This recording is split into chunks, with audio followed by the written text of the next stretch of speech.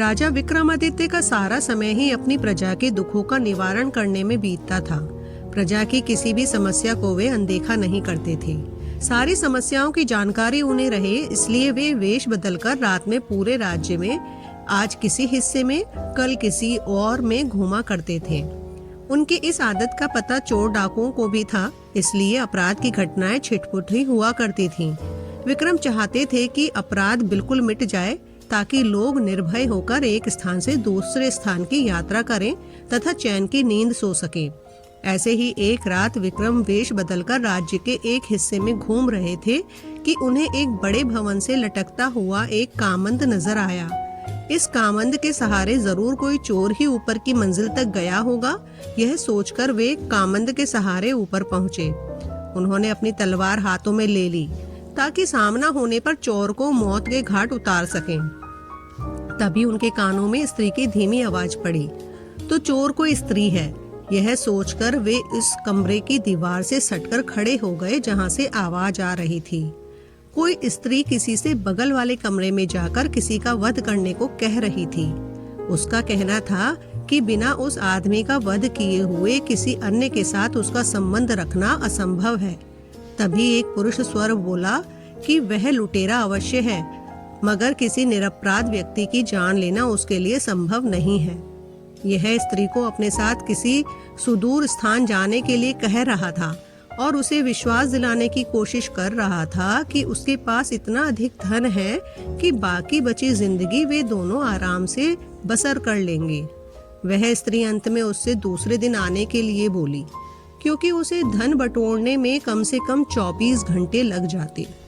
राजा समझ गए कि पुरुष उस स्त्री का प्रेमी है तथा स्त्री उस सेठ की पत्नी है जिसका यह भवन है। सेठ बगल वाले कमरे में ही सो रहा है और सेठानी उसके वध के लिए अपने प्रेमी को उकसा रही थी। राजा कामंद पकड़कर नीचे आ गए और उस प्रेमी का इंतजार करने लगे। थोड़ी देर बाद सेठानी का प्रेमी कामंद से नीचे आया तो राजा ने अपनी तलवार उसकी गर्दन पर रख दी तथा उसे बता दिया कि उसके सामने विक्रम खड़े हैं। वह आदमी डर के मारे थर-थर कांपने लगा और प्राण दंड के भय से उसकी घिग्गी बंध गई। जब राजा ने उसे सच बताने पर मृत्यु दंड ना देने का वायदा किया तो उसने अपनी कहानी इस प्रकार बताई। मैं बचपन से ही उससे प्रेम करता था तथा उसके साथ विवाह के सपने संजोए हुए था।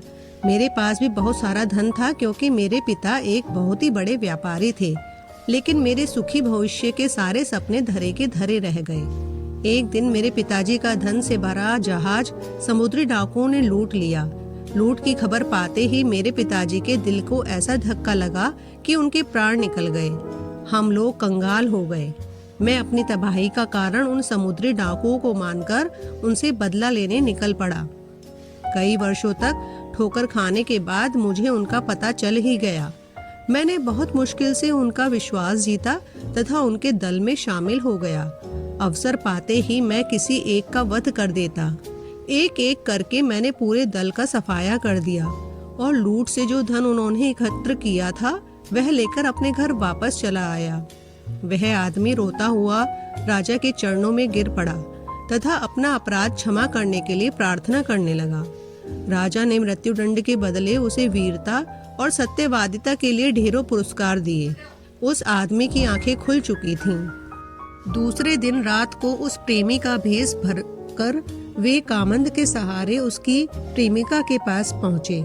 उनके पहुंचते ही उस स्त्री ने स्वर्णाभूषणों की बड़ी सी थैली उसे अपना प्रेमी समझकर पकड़ा दी और बोली कि उसने विष खिलाकर सेठ को मार दिया और सारे स्वर्णाभूषण और हीरे जवाहरात चुनकर इस थैली में भर लिए।